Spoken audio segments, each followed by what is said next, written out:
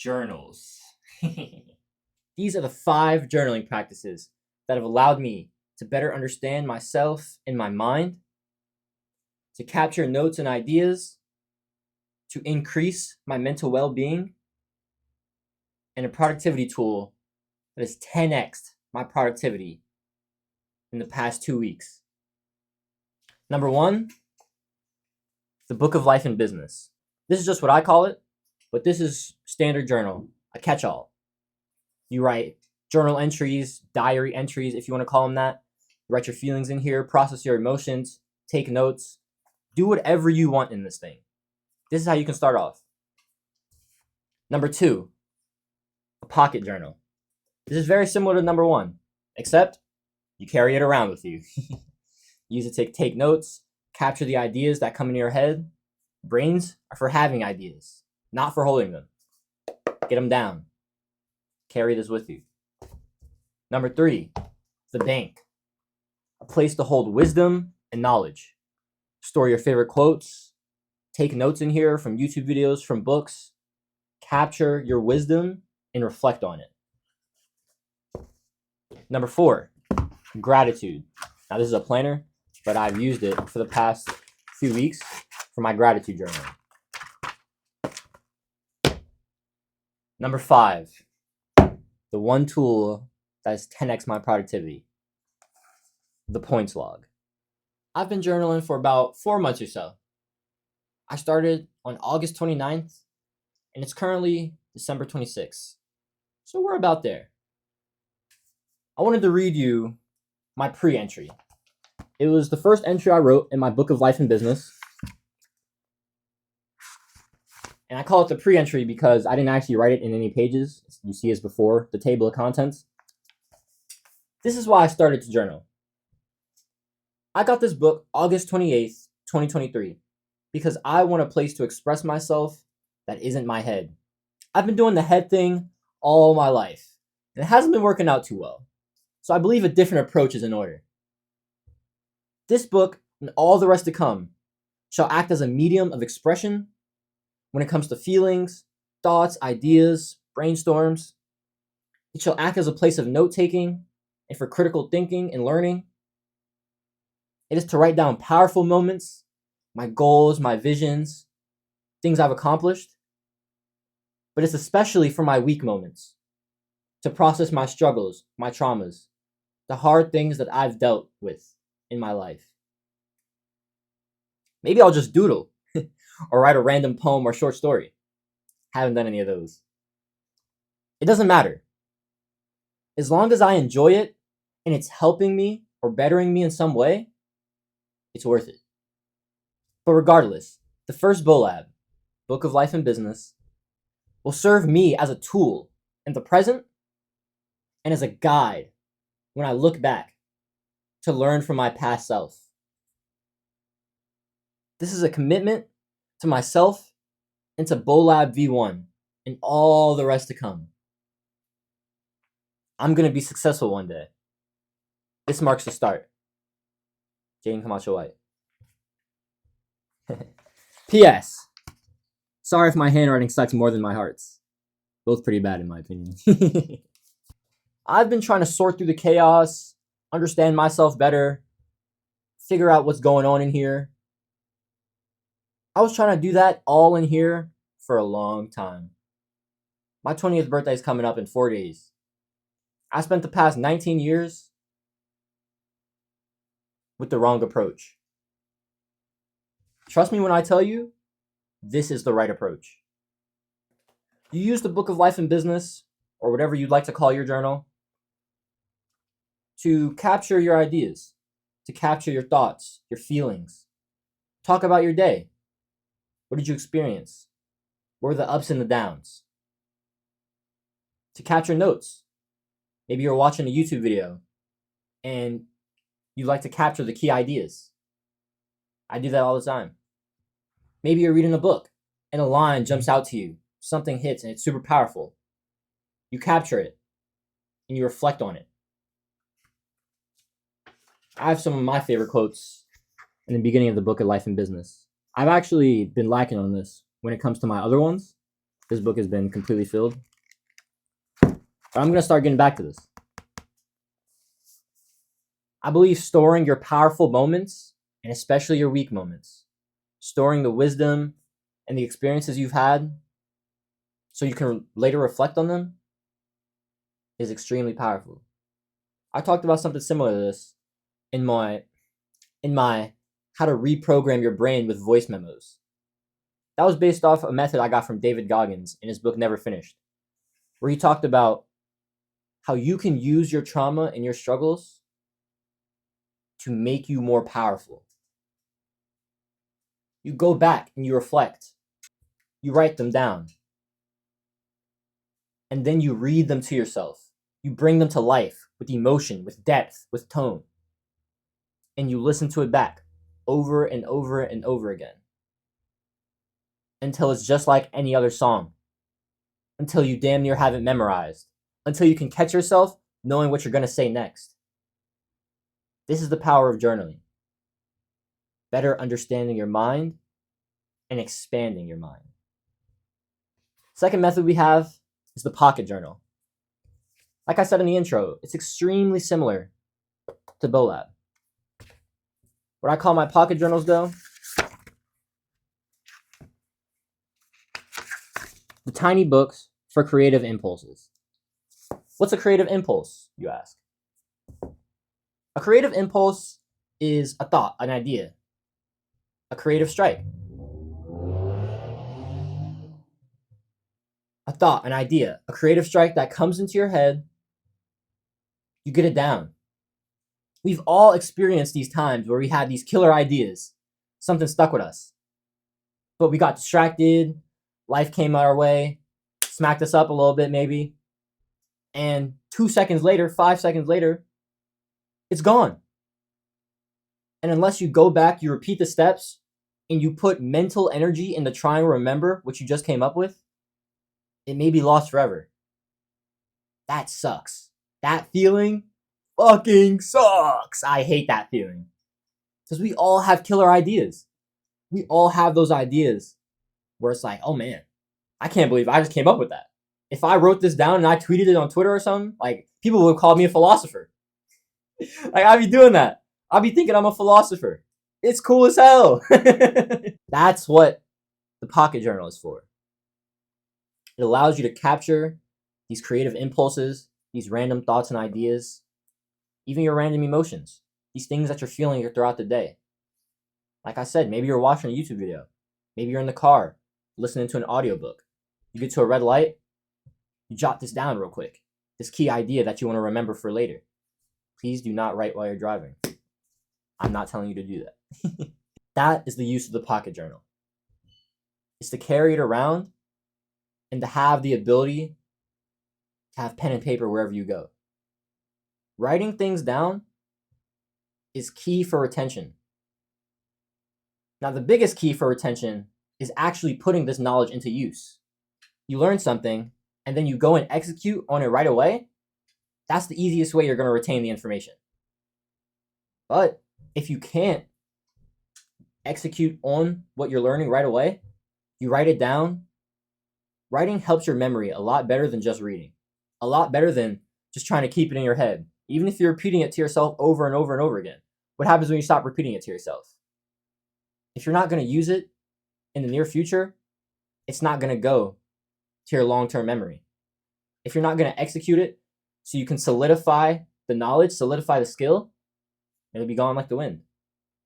Just like the idea you had. Capture your ideas. Write them down so you can later go back and reflect on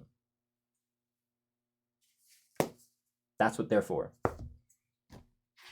Number 3, the bank. I got this because I didn't really want to write my notes in my critical thinking sessions in the book of life and business anymore. I had gotten a second book of life and business, which is similar to this one. And I noticed myself taking more notes in here than writing journal entries, processing my feelings, processing my emotions. And that's what I truly turned to journaling for. So I can organize the chaos and get it onto paper. I want to make the ideas I have physical. I want to put it into the world. I don't want it in here. If it's in here, it's abstract. When you have it on paper, you can look at it. That's not a page. You can look at it. Oh shit, that's empty. You can look at it. It's very similar to what I said about taking notes and retaining information. Take your notes. You reflect on the videos that you've watched. You reflect on the proverbs that you've gotten from books, that you've gotten from life, from movies maybe, from people that you look up to. You capture them and you go back and reflect on their wisdom. You go back so you can implement, so you can put the wisdom into action. The bank is just that. It's a bank of knowledge. Next up, number 4, gratitude journaling. Gratitude is a key part to increasing your mental well-being. In my opinion, if you can get some sunlight in your eyes every day, get some sunlight in the first hour or so of the day, and you can express your gratitude, you're winning the morning. Now, I'm gonna be real. I have not been getting sunlight as much as I want to because I'd be waking up at 5 a.m. with a fucking huge ass smile on my face, so excited. My brain's turning. How can I work on YouTube? What video am I making today? How can I build my coaching business? How can I help these young men? I swear to God, I wake up at 5 a.m. and I'm like, bro, my brain can't sleep. So I just gotta get up. And I start my days with gratitude. I just think to myself, I'm grateful for waking up this morning. That's the first thing. Now, I don't ever write that because that's inherent. But I think to myself, what am I grateful for? Today, I found myself reflecting, going back on the things I've been grateful for. And that was very powerful. You don't have to reflect on your gratitude every morning or every day. I'd say maybe wait a week or two. If you have a committed gratitude journal, I believe you should. Go back and reflect after a week or two and just go through all the things you're grateful for. This truly allows you to expand your mind a little bit more. It allows you to take a step back and say, my life is amazing. I have these people in my life that I love. I have these things in my life that mean a lot to me. I have this privilege that not everyone else has. Regardless of where you're at in life, in certain aspects, you're probably doing a little better than someone else. Gratitude allows you to recognize that and allows you to bring some more appreciation to your life. Gratitude is incredible for increasing your mental well-being. I want to read you guys my gratitude entry from today. I am grateful for my family and the fact that I feel I have their support. Whether that's emotionally or financially, I'm making my dreams a reality because of their support. I am grateful for that, but I am also grateful that I feel I have a family to go hard for. Mom, dad, mama and papa, my maternal grandparents, Lala, my sister, Kat, my niece, Tasha, my aunt, even Nana and Willow.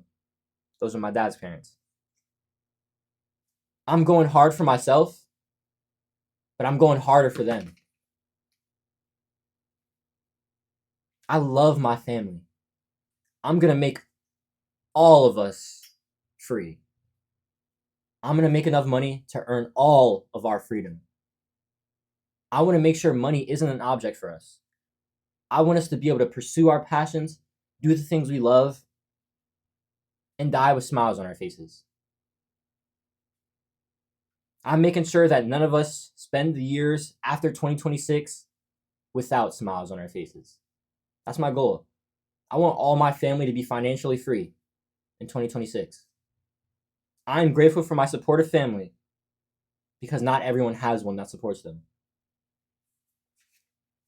After I wrote that, it made me go back and reflect on the other things I was grateful for.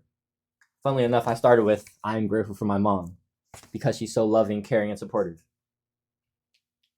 When you go back and reflect on your gratitude, you start to catch yourself in being grateful for the same things over and over again. Whether that's your parents, your friends that are supporting you in your dreams, like my boys Ye and Za, my young dream chasers. Whether that's Hamza, for the amount of wisdom and knowledge he's been teaching me over the past 6 to 8 weeks. Dude, Hamza changed my life, bro. And I'm so grateful for him. I'm so grateful for his message and his community and the education that he's pushing. I'm so grateful for my family. And when I think about that, all I can do is smile, bro.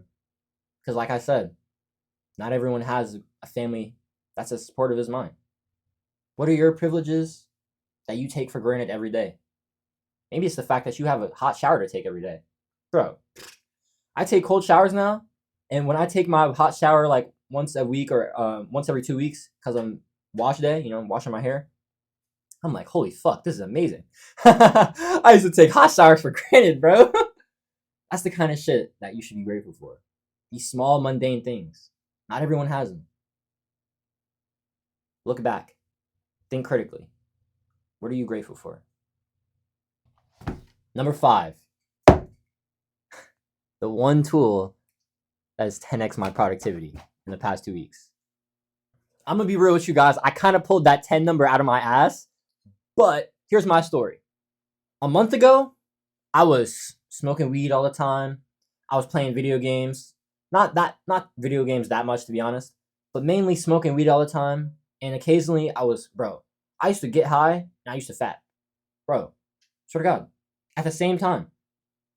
I used to be a full-time degenerate. I wasn't making any progress towards my goals. I wasn't posting any YouTube videos consistently. I wasn't putting in any work towards building my coaching business. I wasn't figuring out how I'm trying to push my message of being a young dream chaser. Stop conforming to the system. Start getting after your dreams. Start living your truth. Start being on your purpose. I wasn't doing any of that a month ago. For the past 2 weeks, every single day, I've been posting YouTube videos. Every single day, I've been learning more from Hamza, from other people of wisdom. Every single day, I've been trying to build up my business, build up my skills when it comes to speaking, when it comes to storytelling, when it comes to editing, when it comes to understanding what it takes to be successful in the game I'm trying to play. The game of business. My sub games, what I'm doing right now, YouTube, and coaching. I want to build up my coaching business because helping young men through their struggles, through their addictions like I had, to become more productive and start getting on their purpose, start chasing their dreams. That's what I'm about. I want to help you. I want to help you develop yourself. I want to help you stop living a life you don't love. I want to help you get after it. So I'm building a coaching business so I can do that.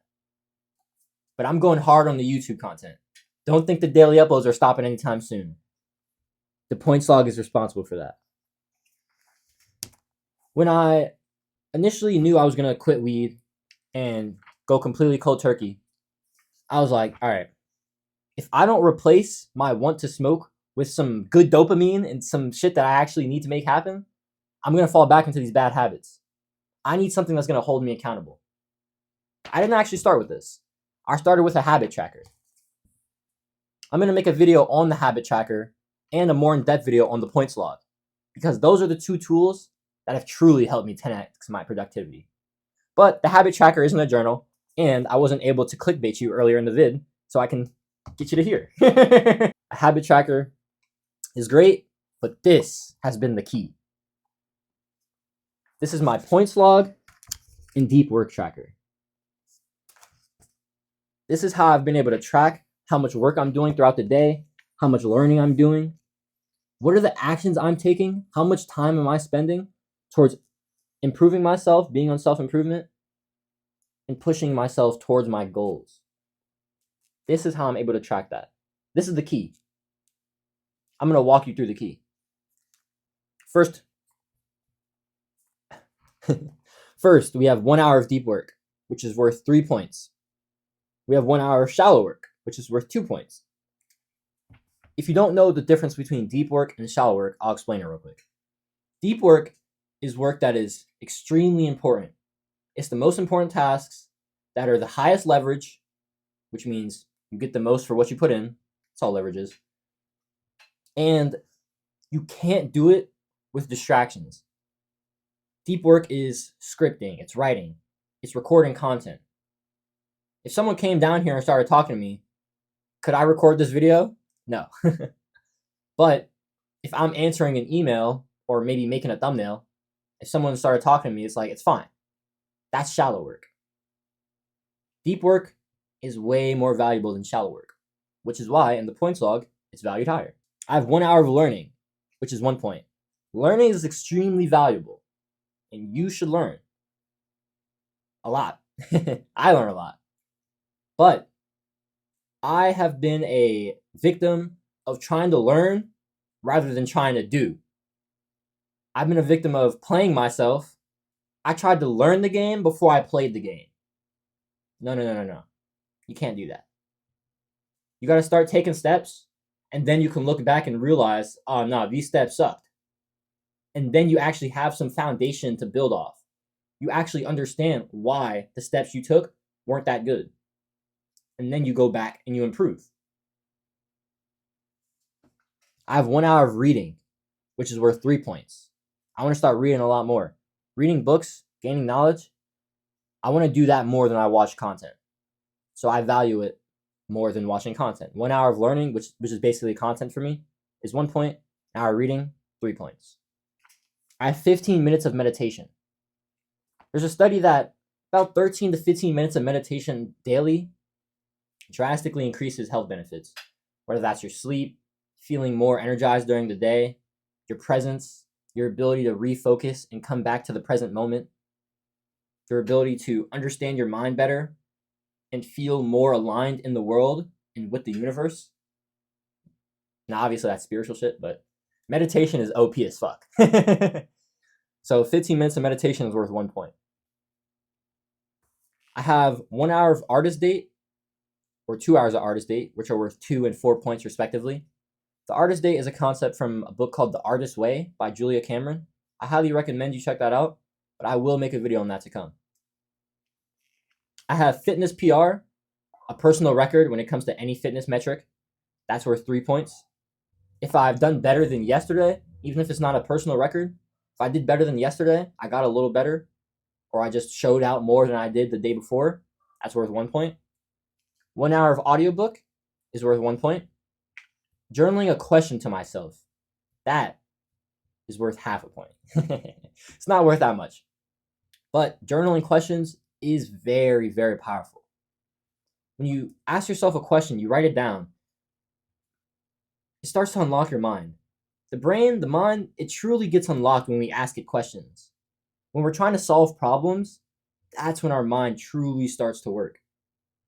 And so when you write down a question, even if you don't feel extremely credible, extremely knowledgeable in that area, your brain will start to come up with ideas for you to start executing on. Even if they're not 100%, even if your ideas or the steps that you have laid out, even if they're only 60, 70, 80%, you know what that's better than? Journal questions. Journaling with your future self. That's worth 2 points. This is a concept I got from Alex Hormozy. There's a quote that goes, if you took your own advice, you'd already be way ahead of where you currently are. That hit, didn't it? We've all given advice to people where we look back and said, shit, I should be doing that. Like, damn, that was some good advice. I should probably do it myself. Yeah, you should.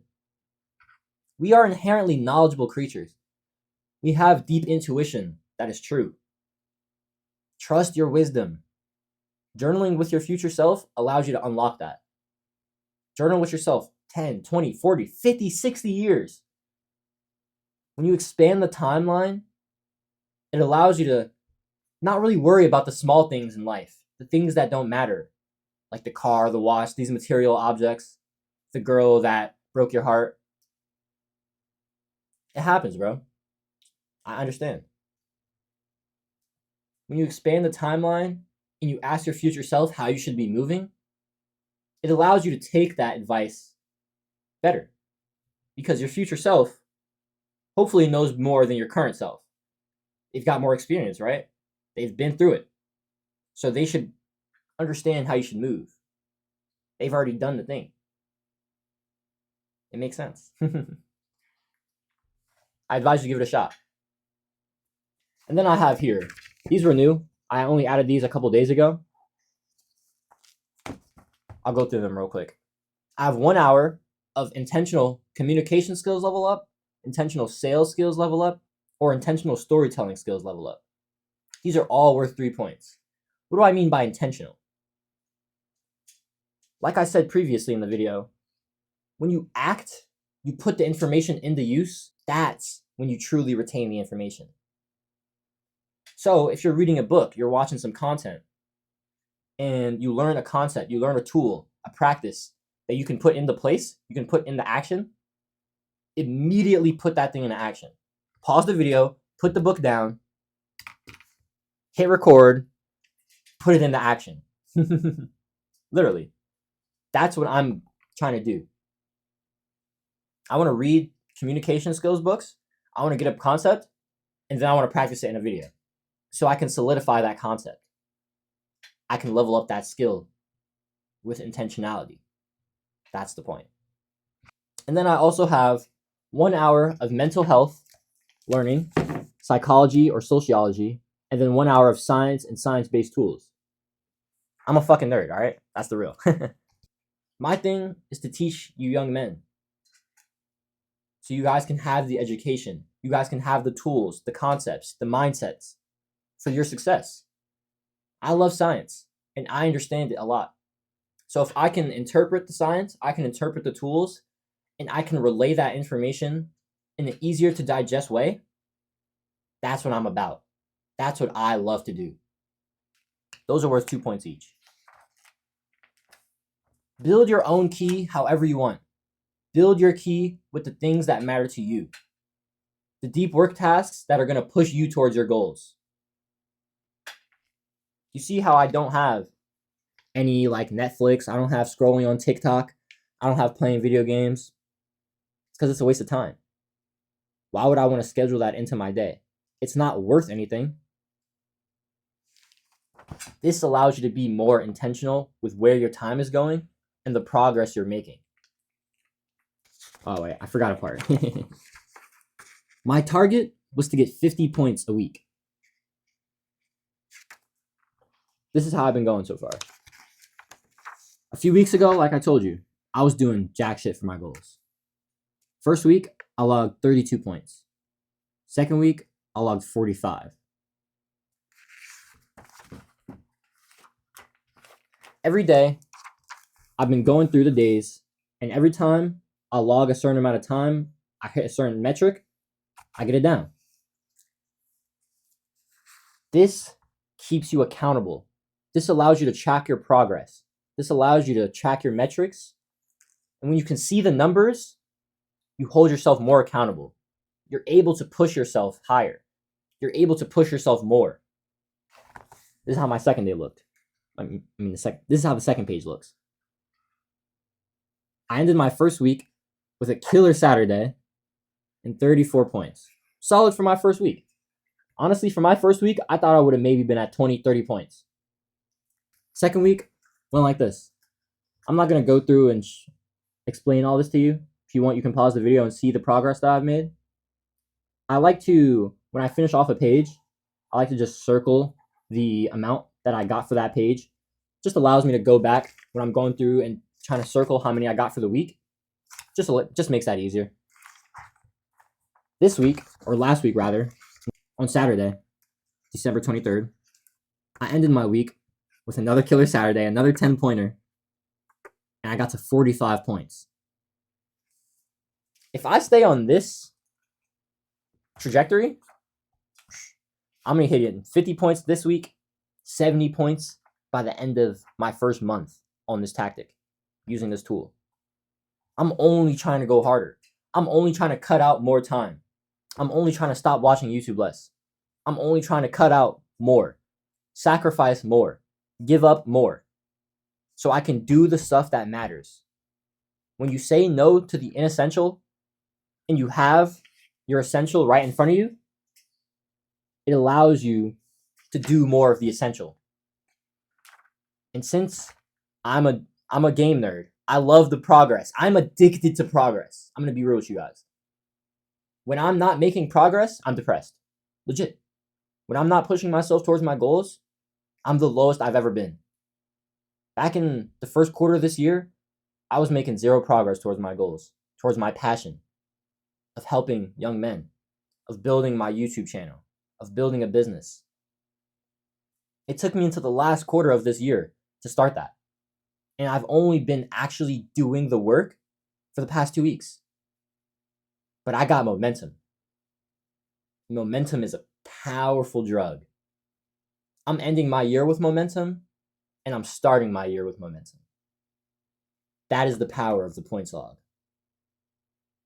Work your way up, track your progress, push yourself to go harder. And you will. A little recap. We have the points log to be more productive. The gratitude journal to increase your mental well-being. The bank. Store wisdom and reflect so you can implement it and increase your skills. And finally, the catch-alls, whether that be a normal sized or the pocket journal, so you can sort the chaos, get the shit out of your head, and capture the ideas that are worth capturing. Because a lot of them are. We all have inherent wisdom. We all have killer ideas. We're all creative. This is how you unlock that. Let's go get the fuck after our dreams. Big YDC.